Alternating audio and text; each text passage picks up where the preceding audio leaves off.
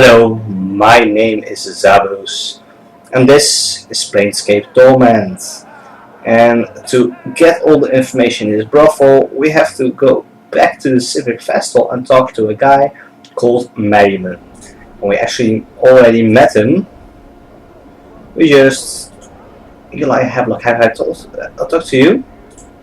Hello? Pike off. Not yet, I have questions. You think I wander the world looking for strangers to spill dark for? Now bike off. Why are you here then? To be surly with passers-by? Ha! That's good, Dad. I'm a tutor at the Civic Festival, named Havelock, Eli Havelock. As a veteran scout, I teach the art of subterfuge. You mean thievery? Thieves and thievery, it always is. 5 tours I spent as a reconnaissance operative in the War of Lies. Scout is my title. Scout! I teach the ways of stealth and spycraft, not common thievery. Could you train me? Nay. Nay, I've had enough of teaching petty pickpockets and would-be robbers for the time being. What could I do to convince you otherwise? Many things, I suppose. I'll keep it simple for you, though. Jink. You want the training? It'll cost you. I'll pinch the lady's bottom before I train another bird for free. How much? Else, I don't know. 500 commons ought to be reasonable. I am a veteran scout, you know. 5 tours in the War of Lies I served. That's a lot of experience to share. How about 200? You army Burke? Hells no. 5-star price. No more, no less. About 3 then. No, 5's I want. 5's what I'll pay. What you'll pay. Yeah. No. No, not going to pay 500 for thieves training while I'm not actually a thief.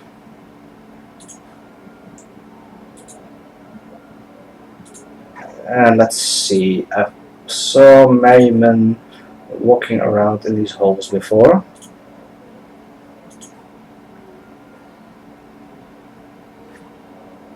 All right. I'm gone. Merriman. All right. Is that Merriman? Yes, that's Merriman.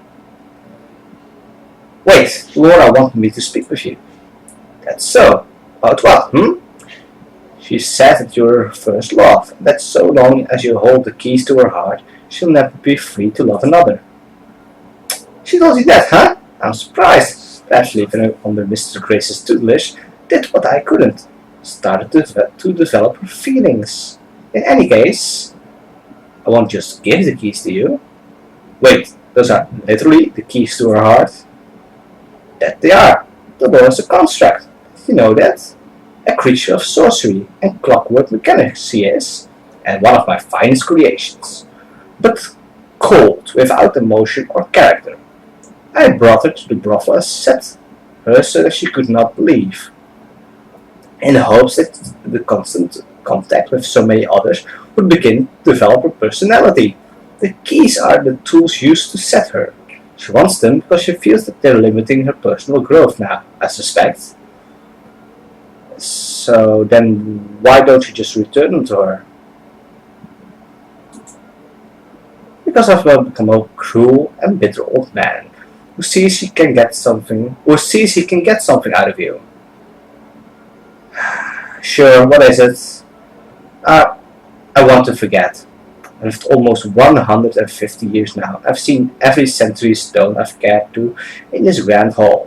I have little time left to live, and I'm too weak to go out in search of wholly new experiences. So I need to find a way to forget them all. That way I can start again in my final days. So, do I just hit you in the head? Updated my journal. No, you bloodthirsty lummox. I'll need something, some item, some concoction that will allow me to forget. Like a draft of the river Styx, something like that. Right. We already saw something like that as well in the Galleria, the ice birdie thingy. Yes, that's a thing now, ice birdie thingy. But I couldn't catch those. So maybe I should go to the store with all the items. Maybe there's something I can get there. I'm gone. I'm gone. Where was it again? I'm gone. Oh no, that's the under thingy.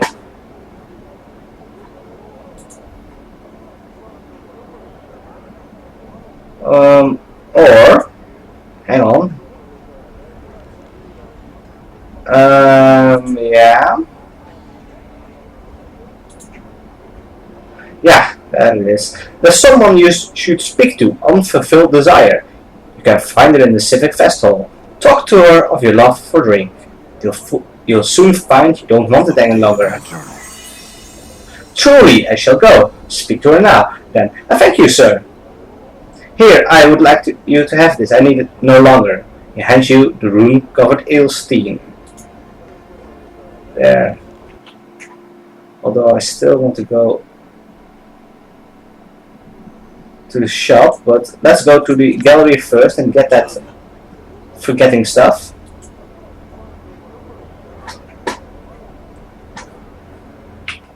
Is that the entrance? Yes, that's the entrance.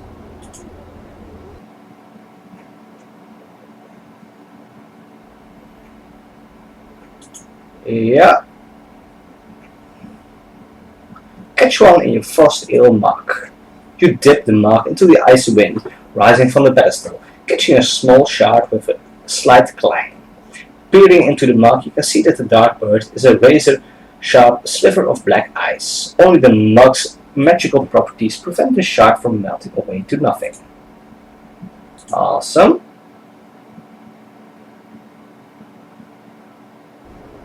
I'm gone. Still going to the shop because I have money again, and money means I can buy more stuff there. And so far, everything I've bought here pretty much was very useful. Yeah, what do you have? Exotic items.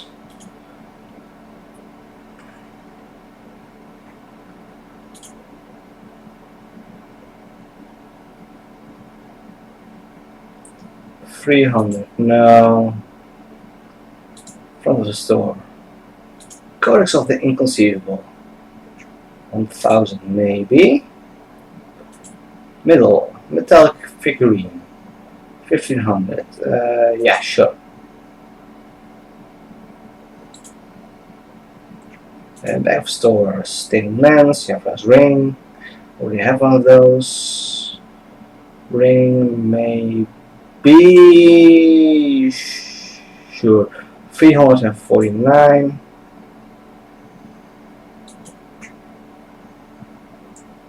Front, the Codex of the Inconceivable. I couldn't carry anymore, so I had to drop it. That's fine.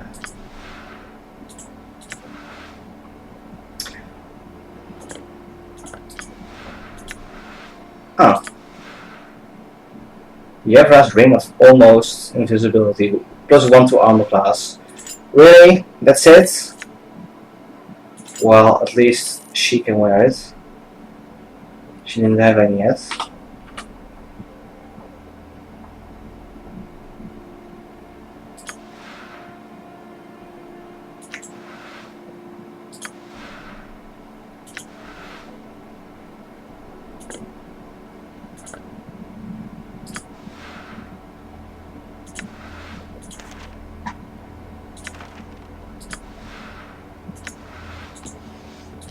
Should we find a way to get rid of some stuff?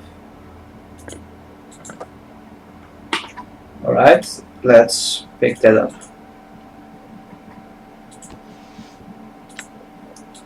Totally forgot to talk to Montague.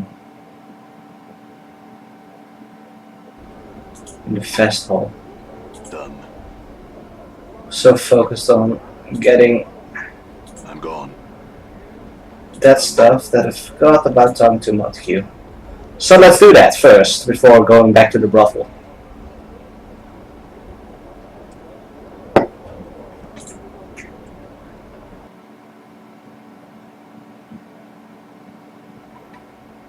I'm gone. Montague! No? What the headless one? Montague. No. Oh. Quisai. Quisai? This is a life-size granite statue of a gentleman standing with arms at his sides, eyes closed. It's of excellent craftsmanship, exquisitely detailed and incredibly lifelike. So much so, in fact, that you find yourself wondering if it's really a statue at all. Hello? The statue makes no response. Chief? You've seen statues before, right? Know that they don't talk or anything? Consider this, Mort. You're a floating, talking skull who's denying the possibility of a living statue. You got me there, boss. That I do, Mort. I'll just touch him. You touch the statue and find that while the clothes that adorn it are of grey cloth rather than rock, the skin is as cold and hard as granite. Why would someone clothe a statue?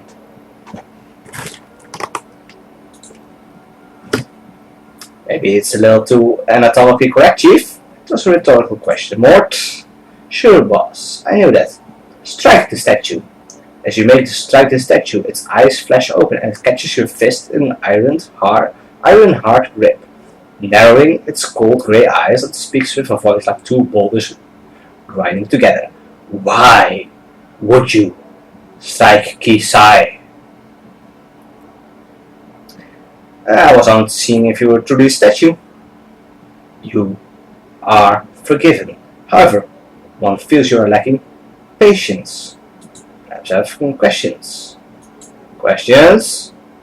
Wait for a response. Keep on waiting. Wait more.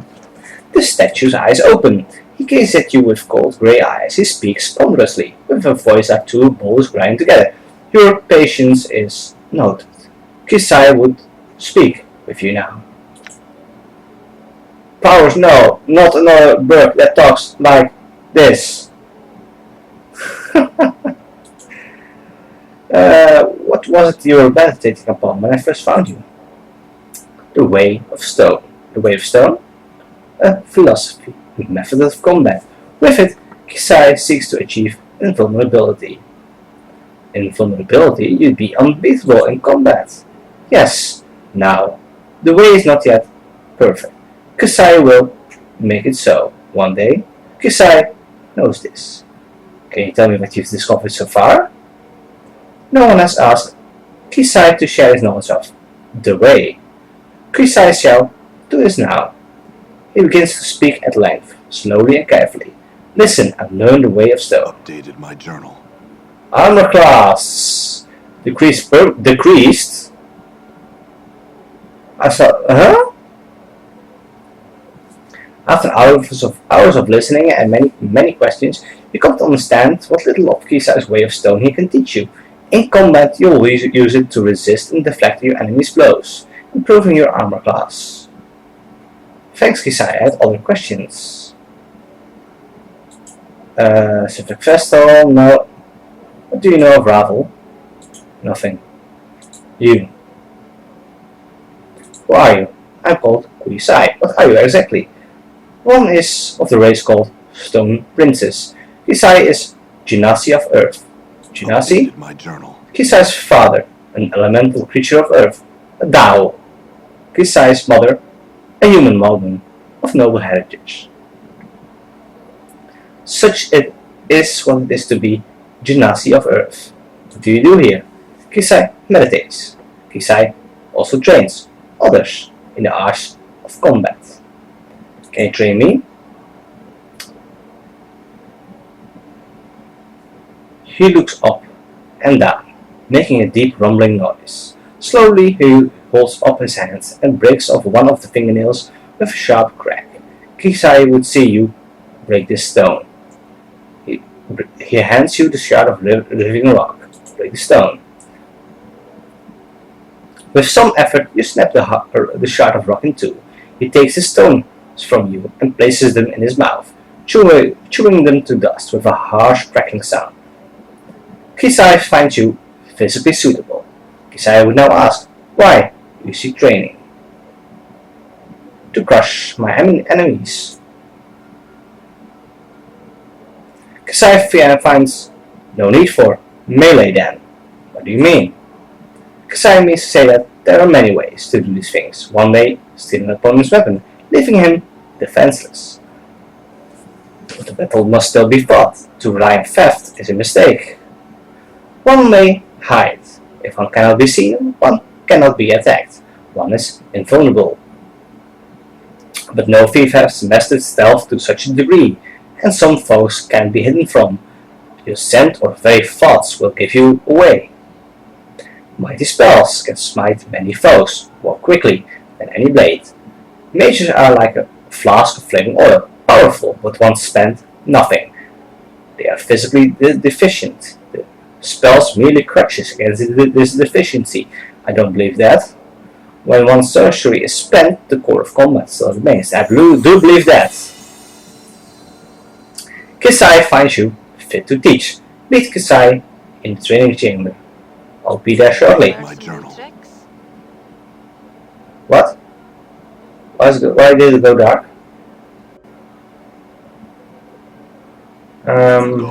Perhaps I have to become a warrior first again before doing this. And why the hell is Montague? Is that Montague?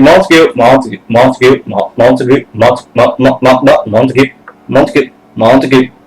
Once more, I extend to thee my greetings. There's something I wished of me. I need to speak with you about Juliet.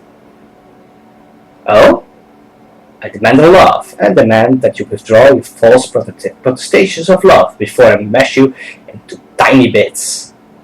Thou love her, so that you love her so that thou wouldst fight me? Yes. He studies you for a moment. Thou art passionate about this matter, I see. Passion stems from love. Thou love her, and I could not deny her love such as thine. I shall, from this moment onward, hold no claim on her. Thou may do as you wish. Hold on, there was all a ruse. A ruse? Of what sort? She wanted to provoke you into fighting for her. Oh? Did she think my love so boundless that I would engage in fisticuffs with a brutally scarred man of thy stature? Perhaps she thinks my devotion to her a little high. So what should be done about this ruse? Turn about fair play. I say ignore the chit. Act distant and unconcerned. That'll spice things up considerably. Truly? Trust me, kid. Start ignoring her. Create some fiction. Leave him wondering. And leave me clawing all over to discover what the matter is. Right, Chief? Yes. She'll think something's wrong, and for once he'll be playing the game rather than being the target. Yeah, those two deserve a bit of idiocy like that. I don't believe that works, by the way. Be open with each other. Talk about things that bother you. But these two are idiots. Good luck. I hope it works out. Farewell. And a farewell to thee as well, sir. Now, I have some things to attend to. Should we meet again, we might speak more of the matter.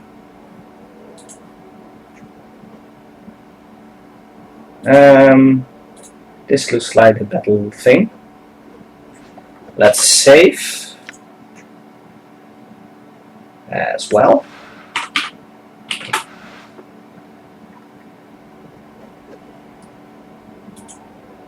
Kisai, you are here to train under Kisai? Yes, train me. Are you a warrior by trade? No. Then Kisai can teach you nothing. Could you make me a warrior? Would you forsake your current trade to walk the path of the warrior? Yeah, I always have that on to get me back to magery, so make me a warrior. I don't remember. Yeah, teach me how to fight with blades. Kisai shall teach you the art of fighting with blades. Yeah, teach me blades.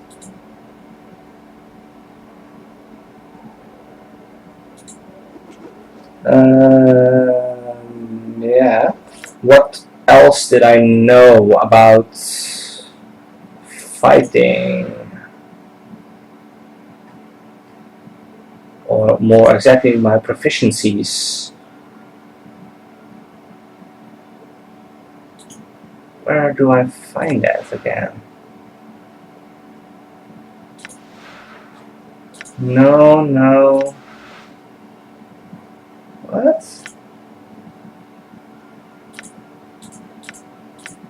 No.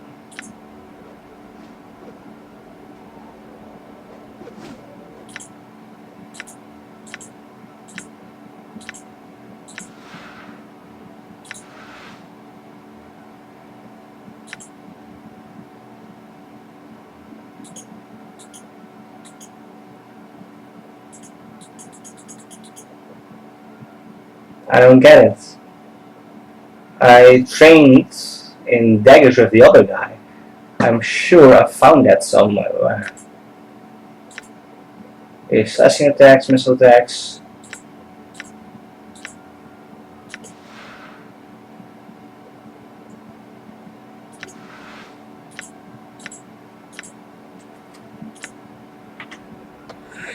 Oh well, I have to remember then. Yes, train me. Yes, I'm worried about trades. What else did I do?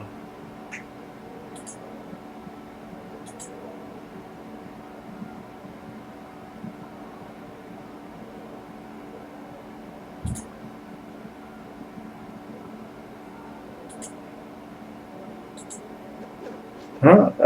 Wait. Oh, he moves weird. He glides. Yes, train me. I also think I did fists. Oh, I can learn no more. Never mind then. Dagon, I want to be a mage again. What is your will?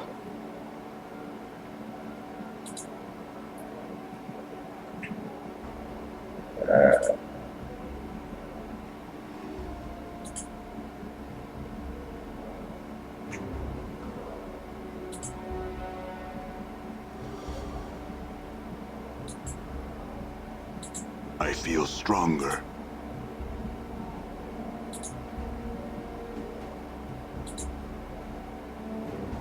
Can I talk about Surfbone yet?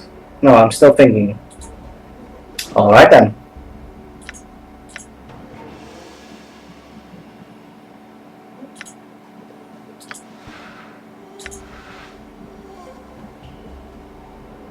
Oh, wait! Unlock the first plate. You mirror the motion, blah blah blah. Read it. Know that we are the first people. Continue reading. Once all was chaos. The first people were thought drawn from chaos. When the first people came to know themselves, they were chaos no longer and became flesh. Continue reading. With their thoughts and knowing of the matter, the people shaped the first world and dwelt there with their knowing to sustain them. Continue reading. Yet the flesh was new to people, and with it, the people came not to know themselves. Flesh gave rise to new thoughts, greed and hates, pains and joys, jealousies and doubts. All of these fed on each other, and the minds of the people were divided. In the division, the people were perished. The emotions of the flesh were strong. The greed and hates, the pains and joys, the jealousies and doubts. All these served as a guiding star to remember. In becoming flesh, the first people became enslaved to those who knew flesh only as tools for their will. No, these beasts were the Illithids. The Illithids were a race that had come not to know themselves. They had learned how to make other races not know themselves. They were the tentacled ones. They lived in flesh, and saw flesh as tools for their will. Their blood was as water, and they shaped minds with their thoughts. When the Illithids came upon the people were a people no more. The people became slaves. The Illithids took the people from the first world and brought them to false worlds. As the people labored upon the false worlds, the Illithids taught them the way of the flesh. Through them, the people came to know loss. They came to know suffering. They came to know death, both the body and mind. They came to know what it is to be a herd of another and have their flesh consumed. They came to know the horror of being made to feel joy in such things. Finish the circle. The unbroken circle is the novel of how the people lost themselves, how they came to know themselves again. Back on? I probably should have done this before. What is your will? Yeah, I've read it. I want to speak to you about it. What did you come to know? I learned that your people were once slaves to the Illithids. It seems they committed many crimes against your people. Strength lies in knowing oneself. I learned that once someone does not know themselves, they are lost. They become a tool for others. Yes, the first one. Updated my journal. You have come to know the first circle of Zerfamon. You not only see the words of Zerfamon, you have come to know them.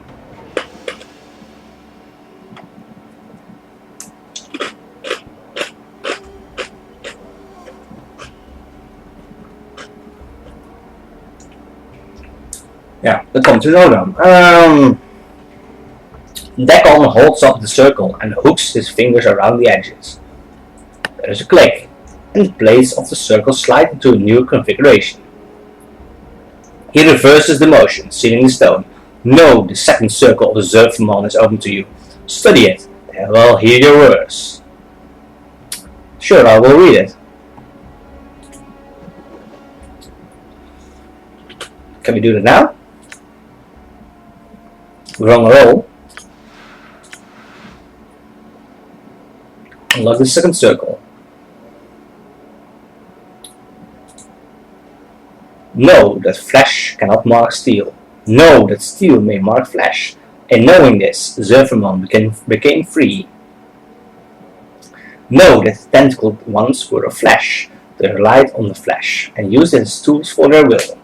One of the places where flesh served their will was the fields of husks and the false words of the Illithids.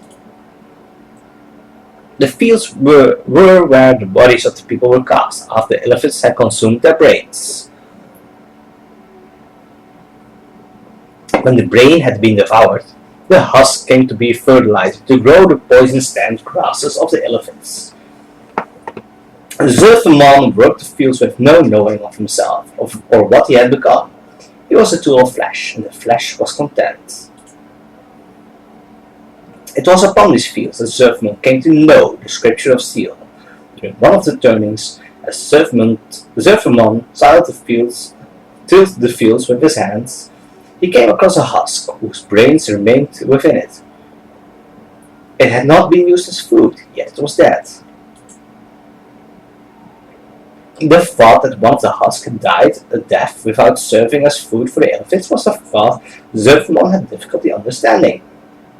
From that thought came the desire to know what had happened to the husk. Embedded in the skull of the husk was a steel blade.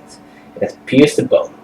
Zerfamon realized that was what had killed the husk.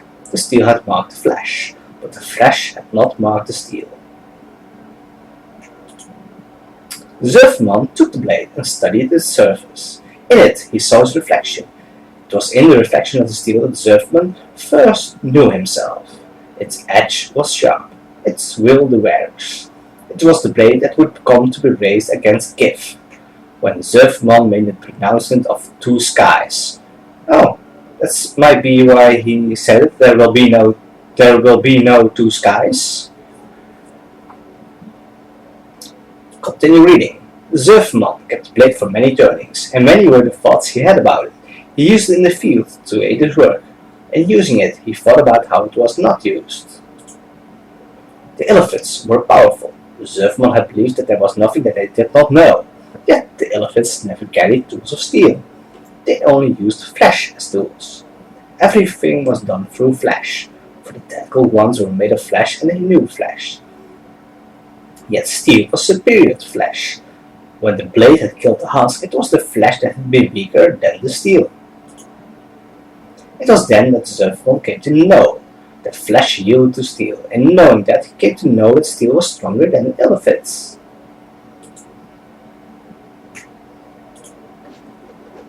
Dagon, can I immediately talk to you about this? Do I know? What is your will? Or do I need to level up first?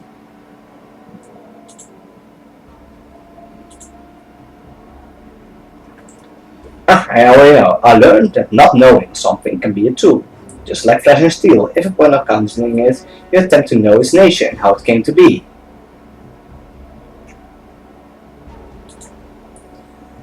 You have seen the words, and you have seen beyond them. You have come to know the second circle of Surfman. He takes a circle and with a deft motion he twists one of the links so one of the blades slides forth. But strangely enough, the stone still appears intact. He hands the blade to you.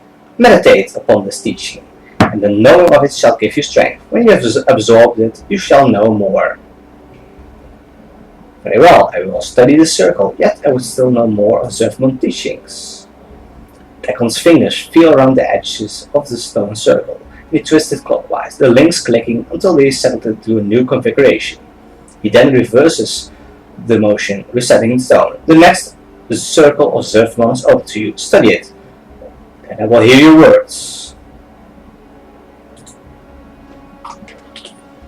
Did he give something? Yes, he did. Second circle. Scripture of Steel. It's in my spell book. Awesome. And we can go again. This third circle. Zerfman labored many turnings for the Illithid. Alafi twice his seat and his partnership in the cavernous heavens of the false worlds. His duties would have broken the backs of many others, but Zerfman labored on, suffering torment and exhaustion.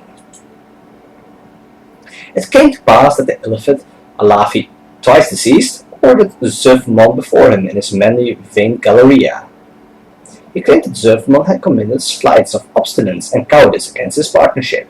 The claim had no weight of truth, for Alafi only wished to know if flames raged within Zerfman's heart.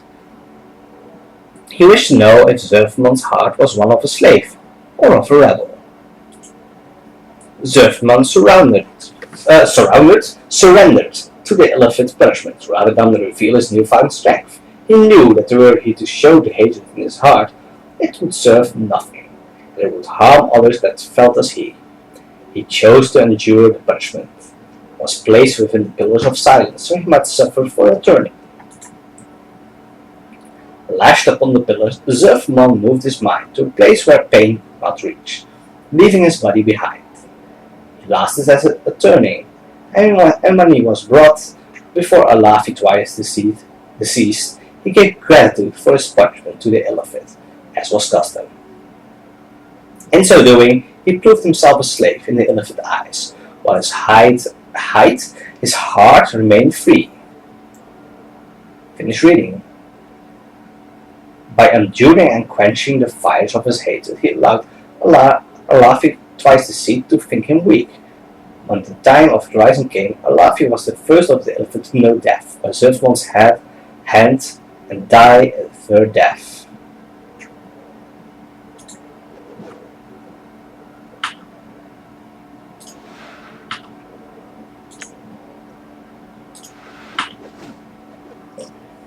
What is your will?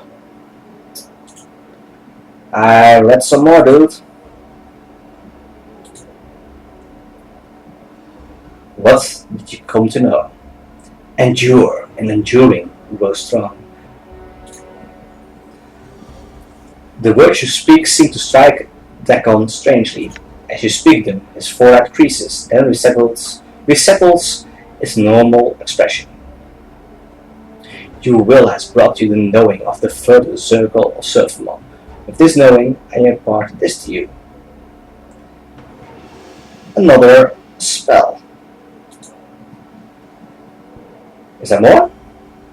As you asked the words, you suddenly noticed that Dakon isn't looking at you. He's holding an unbroken circle in his hands, studying it. His blade has taken on the same texture as the unbroken circle, and Dakon seems older somehow. Dakon? Dakon's black eyes rise from the circle and look at you. Know that I did not believe that you would come to know the teachings of the circle.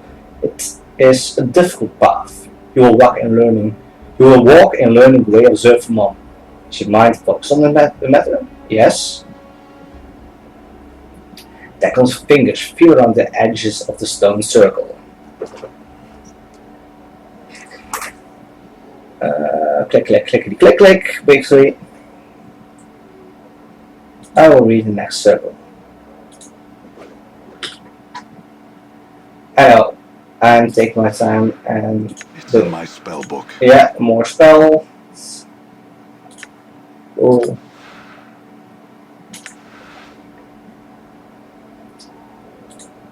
Read the fourth circle.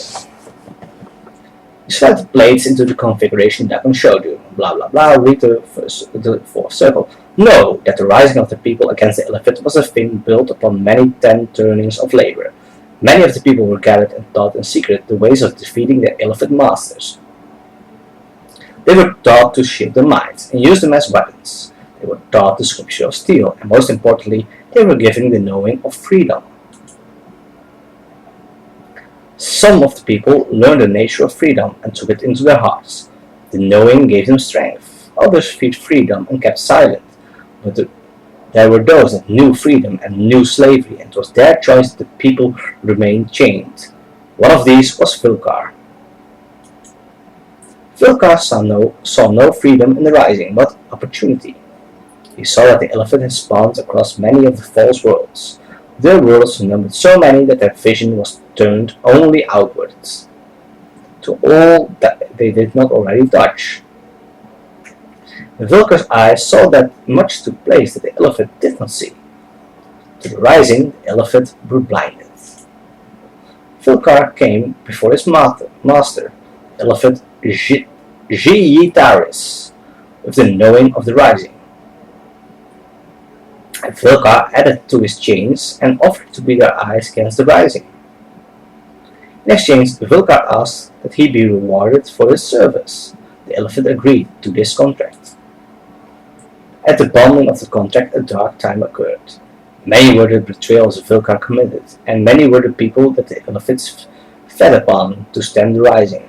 It seemed that the rising would die before it could occur, and the Illithids were pleased with Vilkar's eye. It was near the end of this dark time when Zerfmon came to know Vilkar's treacheries. In knowing Vilkar's eye, Zerfmon forced the rising to silence itself, so that Vilkar might think at last his treacheries had succeeded, and the rising had fallen. He knew that Vilkar's eye was filled only with the reward he had been promised. He would see what he wished to see. With great beating in his heart, Vilkar came upon the Illithid, Jiyitaris, and spoke to his master of his success. He said that the rising had fallen, and the Illithids were safe to turn their eyes out. I really cannot talk today. To turn their eyes outward once more. He praised their wisdom in using Vilkar's eye, and he asked them for his reward. In his great blindness, Vilkar had forgotten the knowing of why the people had sought freedom, yet lost the knowing of what slavery meant, yet forgotten what his Illithid masters saw when they looked upon him. And so Vilkar's betrayal of the people was ended with another betrayal. Vilkar came to know that when Vilkar's eye had nothing left to see, Vilkar's eye was useless. The Illithid gave to Vilkar his reward, opening the cavity of his skull and devouring his brain. Vilkar's corpse was cast upon the field of husks, so its blood might water the poison-stamped grasses.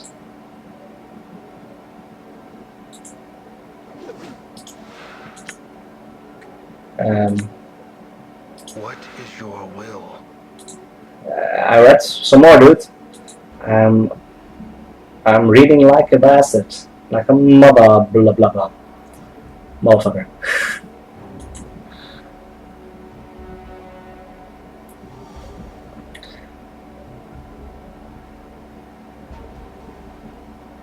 One must choose to see onwards before they see only part of the whole. They are blind. And just as Vilker was blind by his promising word, so were the elephants blind by the true rising. For when they heard Vilker's words, they turned their sight outwards again, didn't they? And the rising was free to strike. No, the short one. When one chooses to see without knowing, they betray themselves. Updated my journal.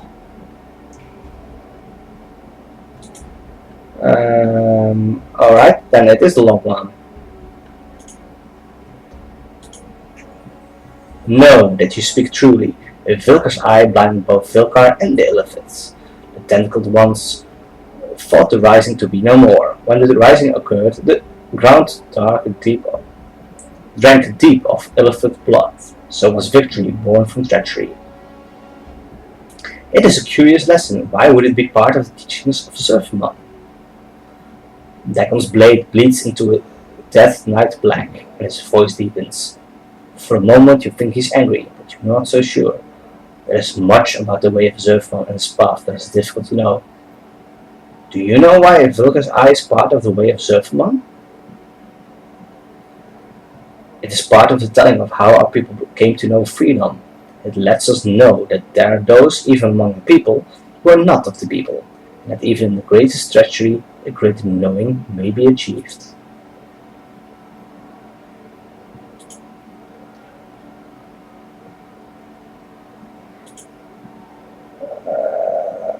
I will do that later, the next circle, although it's really interesting. Oh, what happens? It's in my spell book. Let's go to the brothel first and finish up that part of the quests and then continue with Dagon. Although it's really interesting to see the whole teaching of Zerfman and stuff like that. Is it a brothel? Yes, yes it is.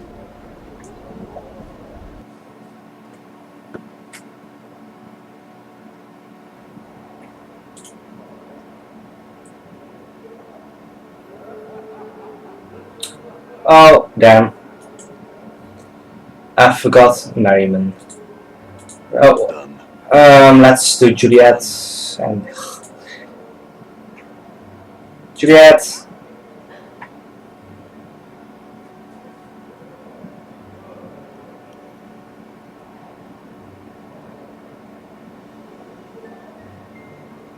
Yeah, talk to him yourself. Yeah, he's not going to fight for you. No, he won't. I recall him saying he was bored with things in any case. He said, what? How could I have been so... Oh, it would appear as if my relations had troubles as so desired. I merely missed them in all my melancholy. Yeah, I've done my part. What are you doing here? No, what can you tell me about the place? Yeah. Can you feel about Echo? No. The Veil. Oh, who would ever wish to find the thing? I, for one, hope that unmanly and utterly disagreeable woman is confined to her chambers until I am well and gone from this place. But to answer that question, no, I have not seen it. Nor do I know where it might be. Annie might, though she's forever wandering about, watching everything.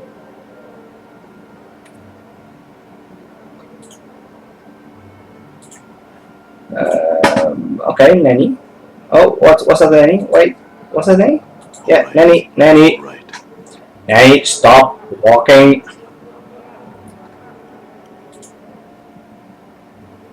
Do you know anything with a veil? What? I just can't say anything bad about anyone. I'm just not good at it. It's not bad to point out a thief, Nanny. Oh, but I don't know if she's a thief.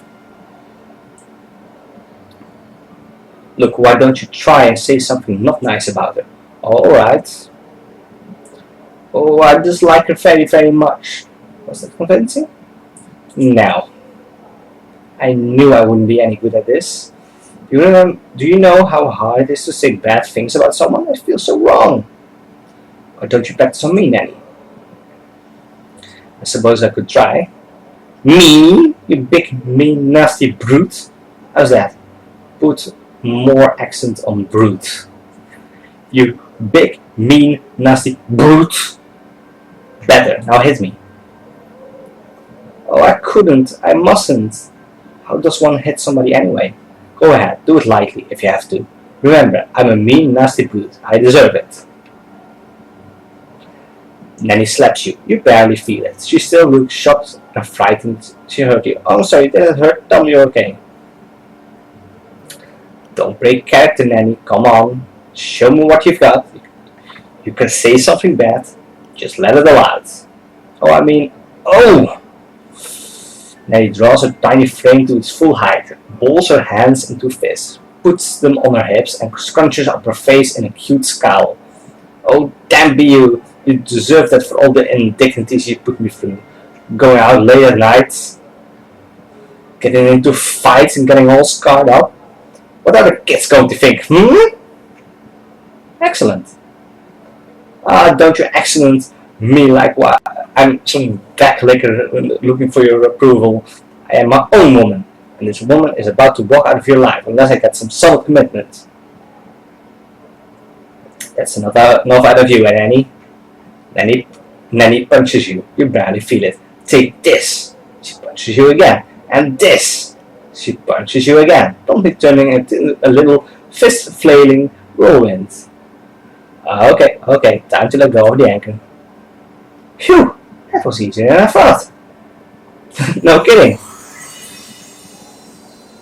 I'm sure I'll do better next time. I'm so excited to have learned something new. Thank you. Yeah, the feel. I'll bet I do. I saw that nasty Kimaski had a tongue sneak out of Melissa's room one night. They're both meanies, you know, but Kimaski's really awful. Anyway, I talked to her first. Thank you, Nanny. Done. Yeah. Done. Actually, I'm going to finish up next time, since it's already been quite a while. Thank you for watching.